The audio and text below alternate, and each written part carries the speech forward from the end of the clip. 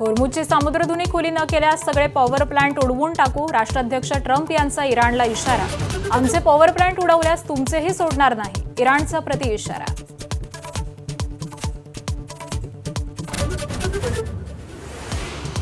आखाती देशातील युद्धाचा आज 23वा दिवस. अमेरिका इस्रायलच्या हल्ल्यामध्ये इराणचं मोठं नुकसान, मृतांची संख्या 1,500 पार. तर इराणकडून देखील इस्रायलच्या अनेक शहरांना लक्ष्य.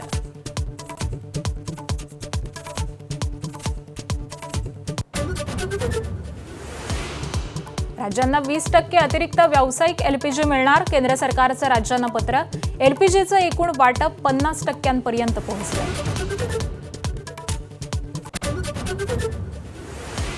आखाती युद्धामुळे तांबे, पितळ आणि जर्मनची भांडी महागली. तांब्याचे दर प्रति किलो 800 रुपयांवरून 1600 रुपयांवर, तर पितळाच्या भांड्यांचेही दर 600 रुपयांवरून 1600 रुपयांवर. अशोक खरात विरोधात आणखी 3 महिलांची तक्रार. तक्रारदार महिलांची गोपनीय पद्धतीने चौकशी. खरात विरोधात एसआयटीला आणखी पुरावे मिळण्याची शक्यता.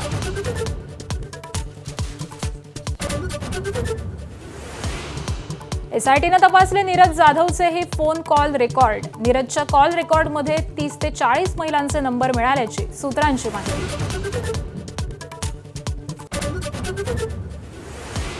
रुपाली चाकणकरांचा राष्ट्रवादी महिला प्रदेशाध्यक्ष पदाचाही राजीनामा घेणार. काल सुनेत्रा पवारांच्या उपस्थितीत बैठक. तर कोणालाही पाठीशी घालणार नाही, तटकरेंची बैठकीनंतर माहिती.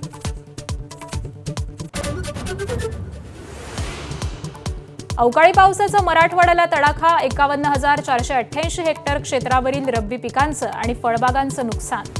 संकटात सापडलेल्या बळीराजाला सरकारकडून मदतीची आस.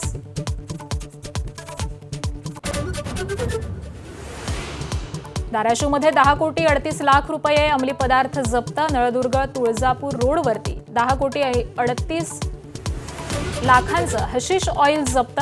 नाकाबंदी दरम्यान संशयास्पद कॉरमधून फेकली हशीश ऑइलची बॅग.